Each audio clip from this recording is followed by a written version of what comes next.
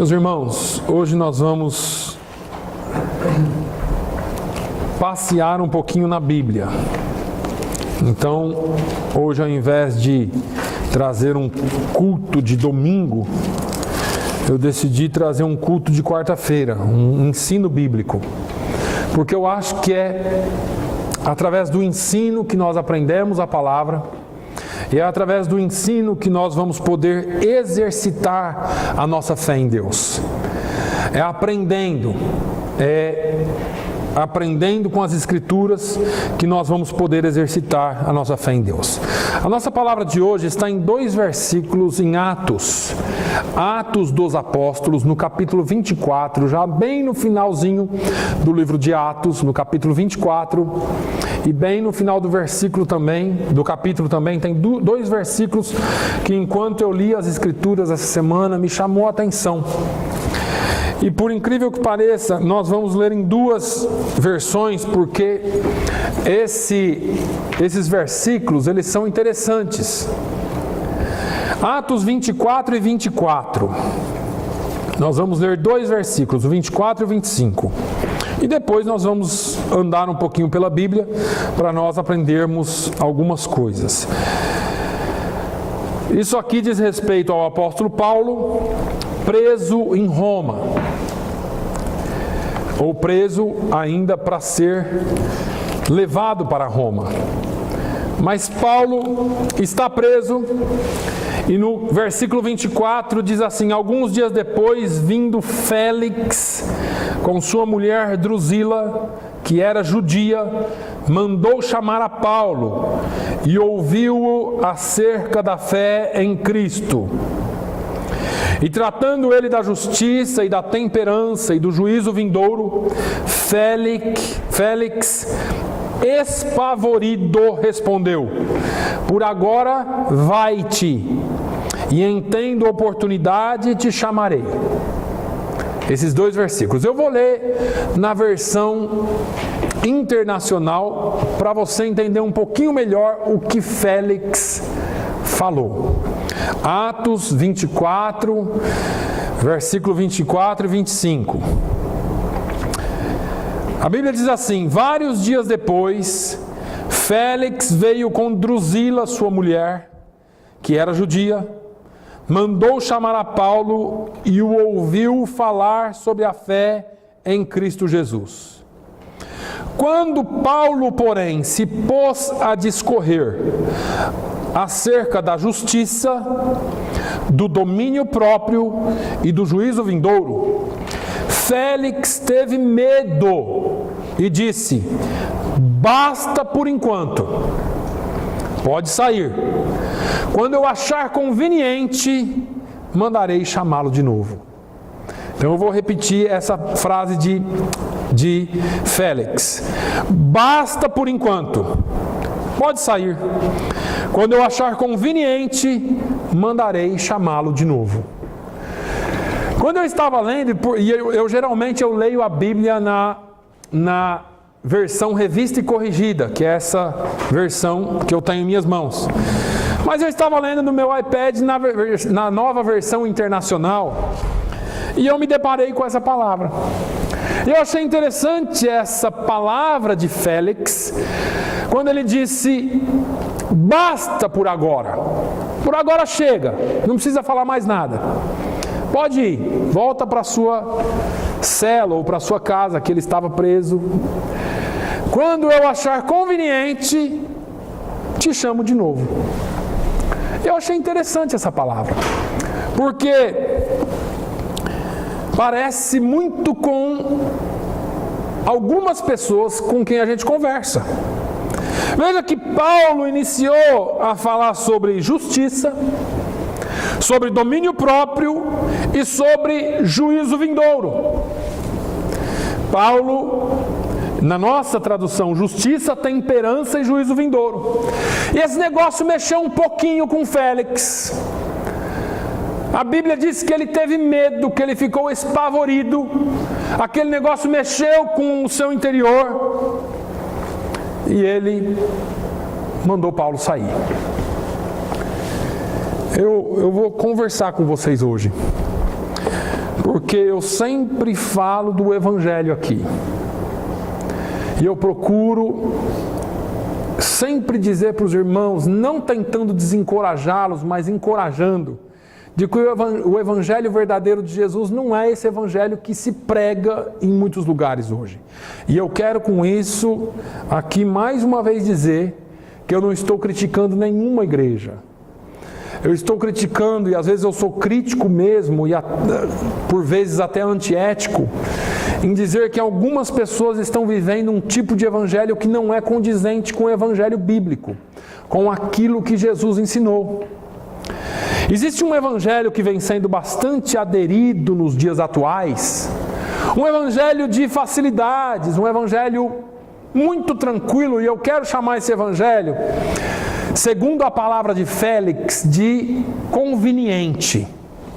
Porque Félix, diante do evangelho verdadeiro de Jesus Cristo, ele tremeu, ele teve medo e ele falou assim: Paulo, faz o seguinte, tá bonito, eu até gosto do que você está falando, mas eu estou com medo, vai, e quando eu achar conveniente, e parece que eu vejo isso, porque algumas pessoas falam, um dia eu vou, quando me for conveniente eu vou, quando for bom eu vou, ou quando não der mais para suportar eu vou. Então, são pessoas que vivem dentro de uma conveniência que é contraditória ao verdadeiro Evangelho de Cristo.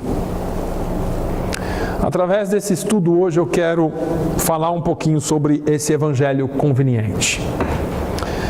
Evangelho é boa notícia, é boas novas. Evangelho é aquilo que Jesus veio pregando, ou que João Batista veio pregando e dizendo: arrependei-vos, porque o reino de Deus está próximo. Depois veio Jesus dizendo: arrependei-vos, porque vos é chegado o reino de Deus. Ele estava falando dele mesmo. Esse é o Evangelho de Jesus Cristo. Conveniente é aquilo que atende ao gosto, atende às nossas necessidades, atende ao nosso bem-estar. Isso é conveniência. Por exemplo, eu poderia falar das lojas de fast food, que você vai, é conveniente, porque você não demora ali, você entra num drive-thru, pega ali o seu lanche e sai comendo no carro, é conveniente porque você ganha tempo. Eu poderia falar dos mercados 24 horas, das academias 24 horas. Você não dá para malhar de dia, você vai de madrugada, malha lá. Estão abertas sempre que você precisar. E todas as vezes que você precisa, você vai, e quando você não precisa, você não vai. É muito conveniente. Esse evangelho conveniente é um evangelho que agrada o indivíduo.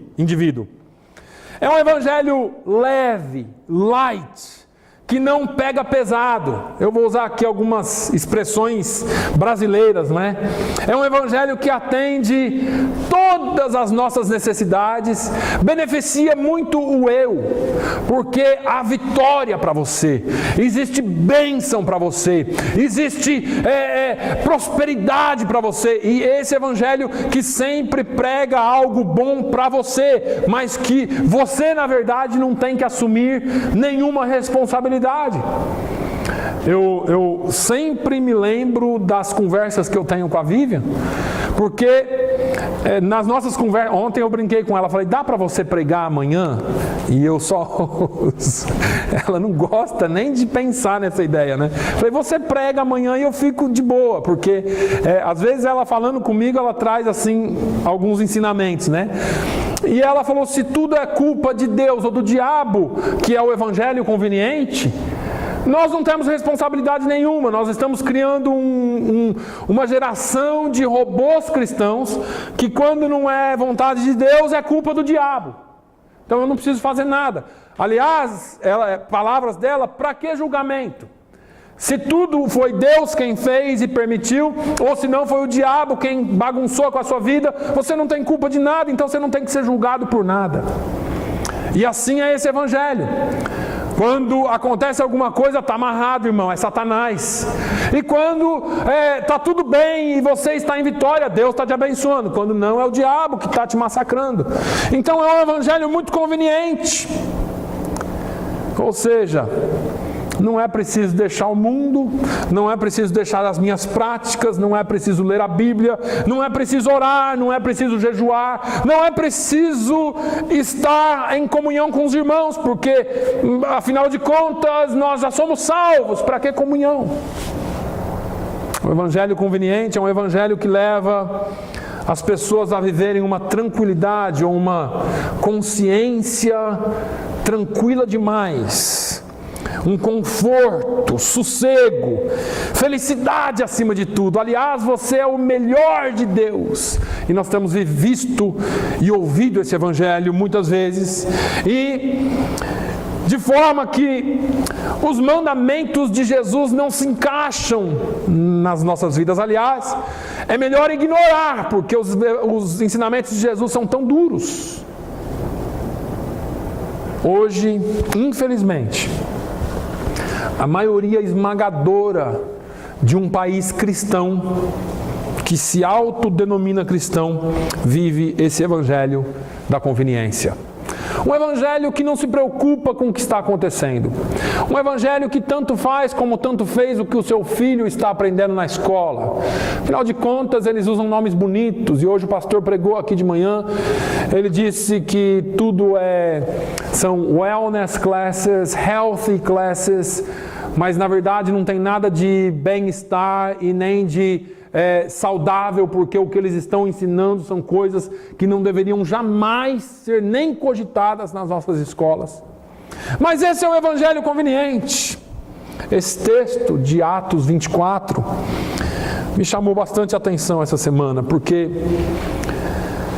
esse evangelho de Jesus continua incomodando nos nossos dias. Esse evangelho que incomodou Félix aquele dia, que ele teve medo. Eu me lembro de um dia pregando ou compartilhando o evangelho com uma pessoa, e todas as vezes que você fala do juízo vindouro, assusta as pessoas. Porque as pessoas preferem acreditar que elas já são salvas. Elas preferem acreditar que não precisa mais fazer nada, afinal de contas você foi batizado dentro de uma religião, você cresceu dentro de uma religião e você vai morrer na religião. Então eu não preciso mais fazer nada. E eu não estou falando de nenhuma religião específica, entenda bem, porque nós estamos dentro da igreja e às vezes as nossas condições aqui são as mesmas. Eu estou falando do que a religião faz, porque nós pensamos que estamos garantidos por causa da religião, e a religião não salva, infelizmente. As pessoas hoje em dia estão querendo viver apenas a parte boa do evangelho, aquela parte que traz algum ensino, ou que traz alguma cobrança. Não, porque isso é muito judgmental, é o que as pessoas falam hoje. Está me julgando, está julgando demais. E aí nós crescemos com essa parte boa do evangelho, em que Deus é bom e faz coisas boas para nós, mas a parte ruim, para os nossos próprios interesses, nós não queremos. Por que que eu devo amar o meu próximo? Por que que eu devo... E aí entra aquela boa parte em que as pessoas que estão seguras na religião dizem: eu não faço mal para ninguém, eu não faço nada de errado, eu vivo a minha vida, eu sou assim, eu sou assado. Paulo disse que a salvação é graça de Deus. Não existe nada que você possa fazer para alcançar a salvação. Nada. Não de obras. Paulo disse: não é pelas obras para que ninguém se glorie. Então, deixa eu te dizer, não existe ninguém tão bom que não precise da graça de Deus. Agora, por outro lado, porque é pela graça, não existe ninguém tão ruim que não possa também ser alcançado pela graça de Deus. A Bíblia diz que a graça é para todos, que Jesus amou o mundo, que Deus amou o mundo. Agora, essas pessoas que caminham nesse evangelho de facilidades, nesse evangelho conveniente, fazem a opção somente de seguir a Jesus naquilo que lhes é conveniente. Como se existisse essa opção. Porque Jesus disse um dia: se alguém quiser vir após mim, e isso eu falo todo domingo aqui, se alguém quiser vir após mim. Jesus não obriga ninguém a ir após ele, Jesus não obriga ninguém a segui-lo, mas ele diz assim: se você quiser, você tem que começar negando o seu eu. Negue-se a si mesmo, tome cada dia a sua cruz e siga-me. É exatamente isso que as pessoas não querem. As pessoas querem viver esse evangelho tranquilo, um evangelho que aparentemente mudou alguma coisa, mas lá dentro não mudou nada. E aí vai contra tudo aquilo que a Bíblia diz, porque Paulo fala aos Romanos no capítulo, ou melhor, em 2 Coríntios no capítulo 5 e no versículo 17, que se alguém está em Cristo, é nova criatura, as coisas velhas se passaram e tudo se fez novo. Não é só a aparência. Eu usava calça, agora eu uso vestido, eu usava bermuda, mas agora eu só uso calça, porque agora eu sou salvo. Não é só religião. Eu todo domingo, toda quarta, todo dia de manhã, tudo isso eu faço tal coisa para cumprir a minha obrigação religiosa. Não é só religião. Esse tudo se fez novo. Fala de uma intimidade que nós passamos a ter com o Criador. Uma intimidade que só através de Jesus nós podemos ter. Aquele que aceita a caminhada de Cristo passa por uma transformação completa. E eu sempre falo aqui, irmãos, a salvação é imediata. A transformação é um processo. Não acontece da noite para o dia. No entanto, existe uma transformação de espírito completa. Paulo fala: aquele que furtava não furta mais, aquele que mentia não mente mais, aquele que adulterava não adultera mais. E ele dá uma série de ensinos dizendo que antes aquele que roubava ou furtava trabalhe para que ele ganhe o seu sustento. Agora, algumas pessoas, eu fico vendo isso principalmente no meio artístico, as pessoas aceitam a Jesus e querem continuar na mesma vida porque, aliás, e afinal de contas, a transformação, Deus só quer o seu coração, Deus não quer mais nada. Deus não é açougueiro, não. Deus quer você por completo.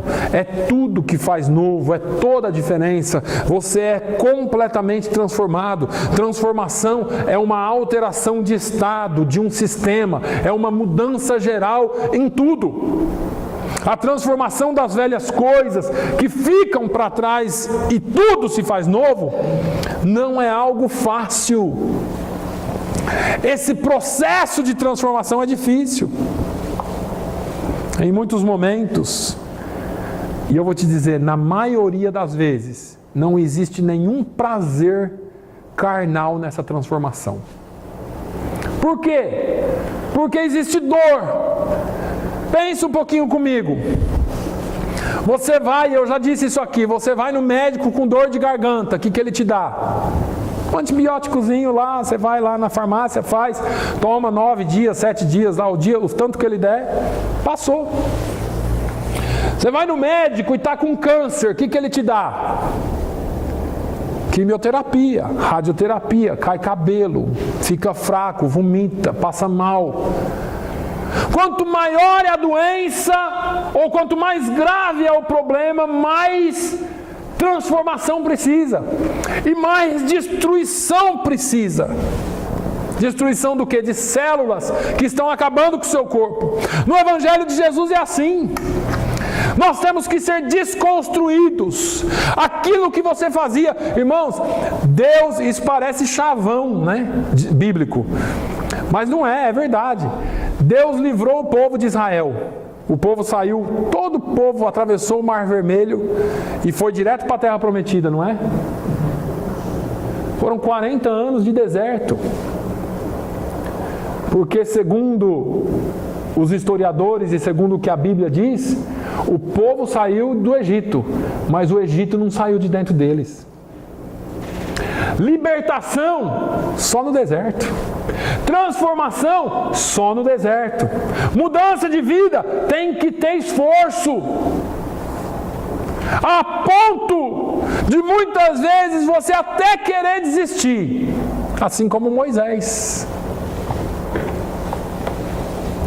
Assim como outros, assim como Elias. Não dá. Só que o bom dessa transformação toda é que quando você menos percebe, ela já tomou conta de você. Porque a gente vai caminhando aqui, aprendendo a palavra. A melhor coisa é quando vem a prova. Porque quando a prova vem, você aplica a palavra que você aprendeu. O fato é que o evangelho conveniente não te prepara para a luta, não te prepara para a batalha. Oséias, capítulo 6, versículo 1. Venham, eu vou usar a versão internacional. Voltemos para o Senhor. Ele nos despedaçou, mas nos trará cura. Ele nos feriu, mas sarará as nossas feridas. O Evangelho de Jesus Cristo é assim. Tem hora que machuca mesmo, tem hora que dói mesmo, tem hora que confronta o pecado mesmo, mas na mesma intensidade ele traz bálsamo. Na mesma intensidade ele traz cura. Hebreus 12, dos versículos 6 a 8 diz: porque o Senhor corrige o que ama e açoita a qualquer que recebe por filho. Se suportais a correção, Deus vos trata como filhos. Porque que filho há a quem o pai não corrija?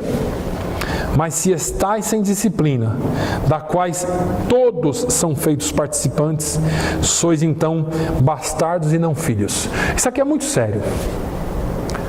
Pastor, estou na igreja há 20 anos. Vivo minha vida tranquila. A palavra de Deus nunca me confrontou. É muito bom ir para a igreja. A gente dança, pula, corinho, alegria. Depois o pastor traz uma palavra de uma mensagem gloriosa que nos enche, sabe? É muito bom ser crente. Mas nunca foi açoitado. Nunca foi confrontado.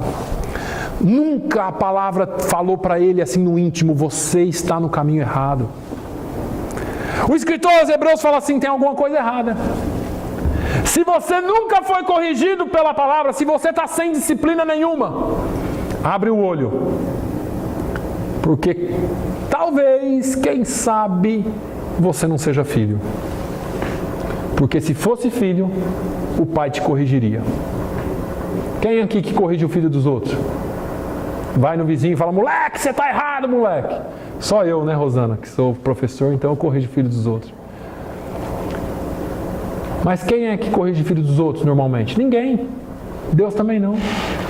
Deus corrige os seus filhos. Se você não está passando por correção, você precisa falar com Deus. Você precisa fazer uma introspectiva e pensar: será que eu sou filho mesmo? Porque se eu sou filho e nada está mexendo comigo, sabe aqueles moleques que fala, o pai do seu amiguinho vem e dá uma bronca no seu amiguinho, vira as costas e sai com ele, fala: foi com ele mesmo, não foi comigo. Assim são alguns crentes. Fulano tinha que estar aqui hoje. Essa palavra foi todinha para ele. Se a Maria estivesse aqui hoje, ela ia ver só. Hoje o pastor pegou pesado. Hoje o Zé escapou. Mas era para ele. Não, irmão, era para você mesmo. É você que está aqui, que o Senhor marcou o encontro com você. Foi você que Deus trouxe aqui hoje para ouvir essa palavra. Não foi o José, não foi a Maria, não foi o João, foi você. O evangelho conveniente é um evangelho que prega que Deus é bonzinho, parceiro. Os jovens hoje, né? BFF, Best Friend Forever. Salvou, tá tudo de boa, meu parça. Podemos fazer qualquer coisa junto. Vou para balada, Deus está comigo. Vejo qualquer coisa que eu quiser na internet, Deus está comigo. Estou de boa. Ele é o meu parceiro. Nada me acontecerá, porque é o evangelho. Deus é bom. E é mesmo. Sempre. No entanto, Ele é bom e é misericordioso para aqueles que o obedecem. Jesus, em João 15,14, disse: vocês serão meus amigos, se fizerem o que eu lhes ordeno. Vocês serão meus amigos, se fizerem o que eu vos mando. Acima de tudo, Deus é Pai. Pai nenhum fica passando a mão na cabeça de um filho que está fazendo coisa errada. Jesus falou assim: olha, os pais sendo maus, mesmo pais sendo maus, sabem dar coisas boas para os vossos filhos. Imagine o nosso Pai que está no céu, o Pai Celestial. Nenhum pai vai dar coisa ruim para o seu filho. Eu tenho experiências marcantes na minha vida, de pais envolvidos com crimes e no momento de prisão falando para os seus filhos: olha, não entre nessa vida, filho. Eu entrei e está vendo o que está acontecendo comigo. Por quê? Porque pai nenhum vai fazer o filho ou passar a mão na cabeça do filho fazendo coisa errada. O texto de Hebreus diz: olha, não existe pai que não corrija o filho, mas se está sem disciplina, da qual todos são feitos participantes. Irmãos, a disciplina do Senhor é para todos os seus filhos. Não é só para Maria, para o João. Você fala: eu posso até não estar precisando ouvir isso agora, mas é bom que eu saiba, porque uma hora eu vou precisar. Era que nem meu pai quando fazia fila para bater, né? Ninguém sabe disso aqui, né? Pegava lá os 3 ou 4 que ia apanhar porque tinha feito coisa errada, e ele olhava para os outros e falava: não ri, que se você rir, você apanha também. É para todos. Então, nós precisamos entender que é assim. Todos são participantes da disciplina. Aqueles que não são, são filhos bastardos. Agora, Jesus, durante o seu ministério, falou algumas coisas interessantes para as pessoas que ouvem e vivem esse evangelho conveniente. Ele disse lá em Mateus 7, nos versículos 3 a 5: por que você repara no cisco que está no olho do seu irmão e não se dá conta da viga ou da trave que está no seu próprio olho? Como você pode dizer ao seu irmão: deixe-me tirar o cisco do seu olho, quando há uma viga no seu?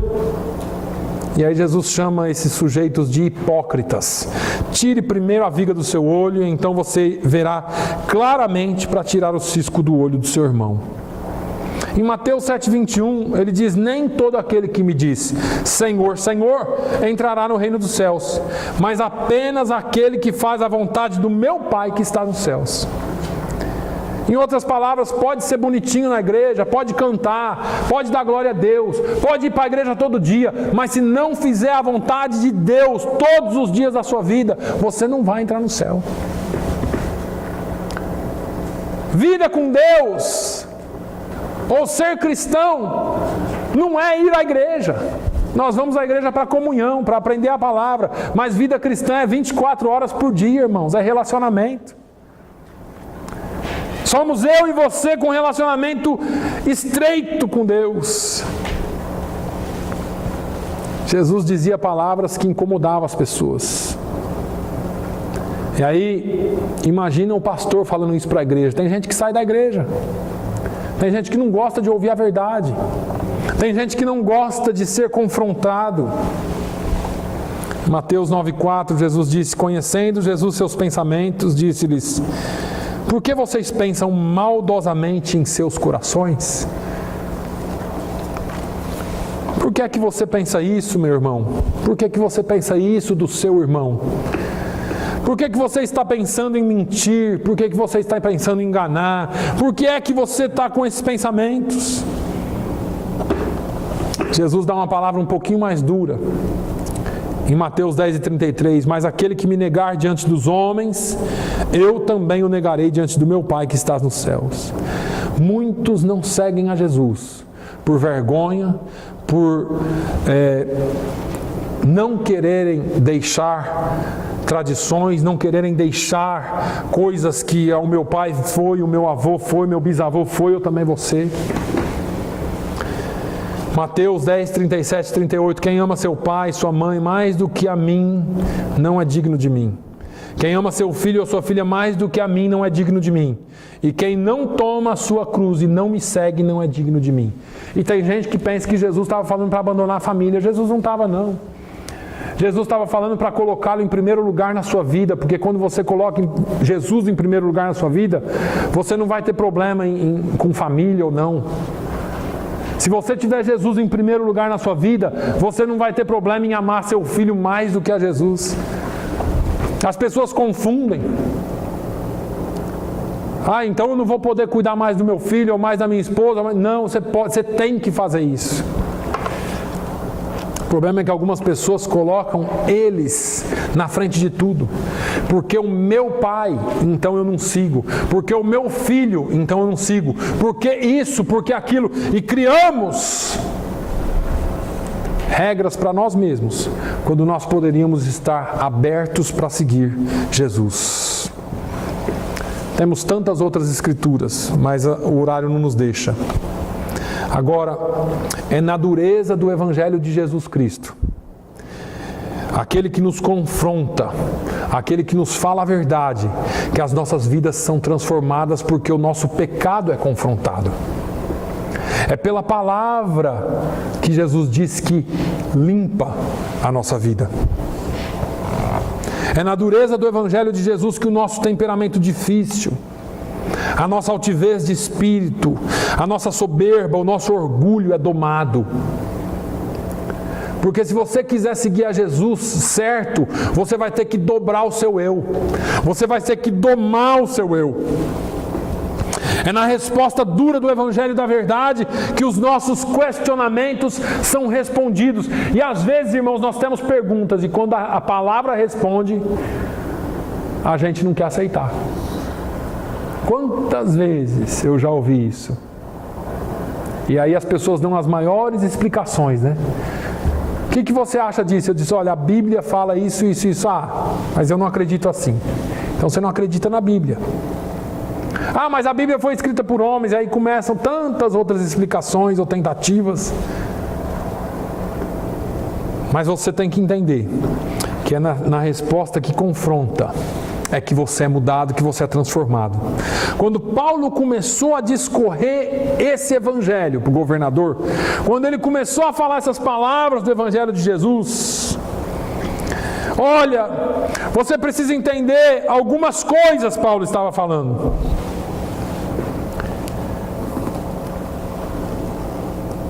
Justiça. Deus tem a sua justiça própria. Quando Deus fala em justiça, Ele não está falando da nossa justiça, está falando da justiça dEle. Paulo fala da temperança ou do domínio próprio. Olha, você precisa se controlar, você precisa ter domínio próprio, você precisa dominar algumas coisas que estão te dominando. Quando Paulo fala do juízo que havia de vir ou que há de vir sobre todos os homens, aí então o negócio ficou pior, porque ele falou, olha, você pode fazer isso ou aquilo, Jesus Cristo vai julgar vivos e mortos, bons e maus, Jesus vai julgar todo mundo vai passar por ele. Aí então o homem ficou assustado. Esse homem não aguentou, porque ele disse, olha, essa palavra é meio dura, não dá para ouvir não, basta, vai para lá, sai, quando for conveniente eu te chamo de volta, se der eu te chamo de volta. O coração dele não é bom, porque se você depois ler na sua casa os versículos seguintes, a Bíblia diz que talvez ele quisesse um dinheirinho de Paulo para poder liberar Paulo.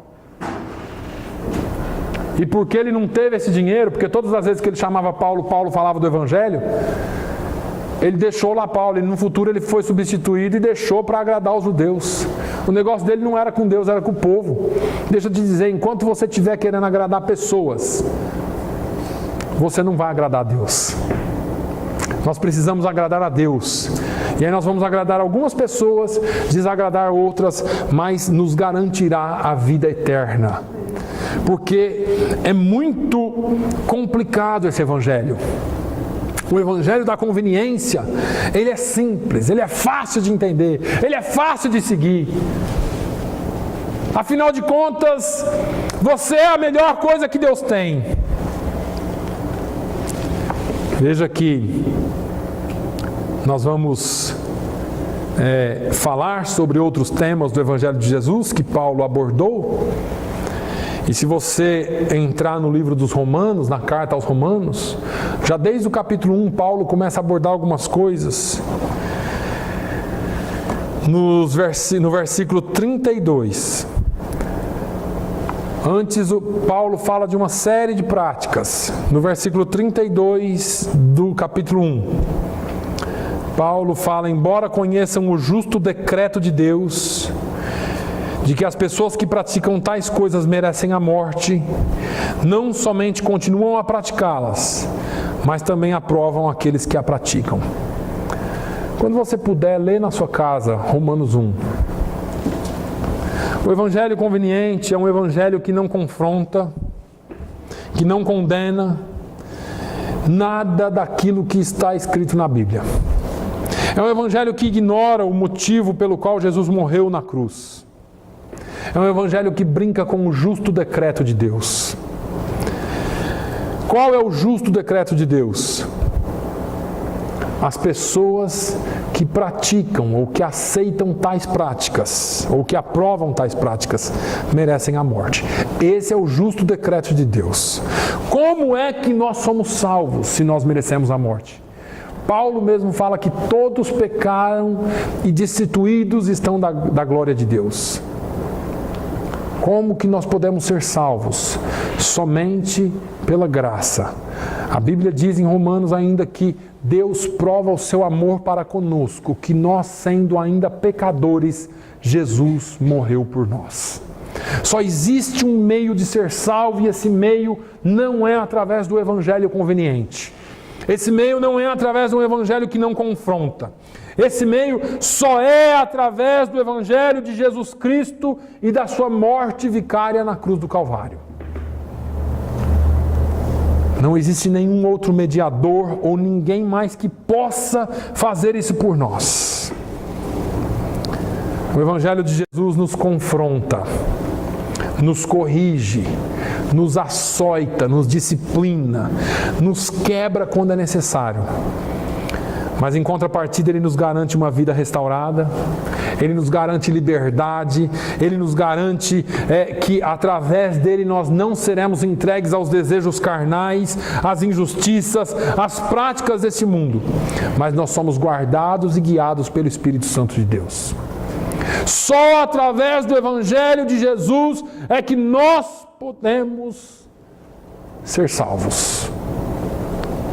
Marcos 9, 43 ao 48, Jesus dá uma palavra muito dura. Jesus fala assim: mas se a sua mão o fizer pecar, corte-a. É melhor entrar na vida mutilado do que tendo as duas mãos ir para o inferno, onde o fogo nunca se apaga, onde o seu verme não morre e o fogo não se apaga. E se o seu pé o fizer tropeçar, corte-o. É melhor entrar na vida aleijado do que tendo os dois pés ser lançado no inferno. E se seu olho te fizer tropeçar, arranque-o. É melhor entrar no reino de Deus com um só olho do que, tendo os dois olhos, ser lançado no inferno, onde o seu verme não morre e o fogo não se apaga. O evangelho conveniente é um evangelho que leva as pessoas a acreditarem que, independentemente de qual for o comportamento e o caráter delas, no final da vida vai dar tudo certo.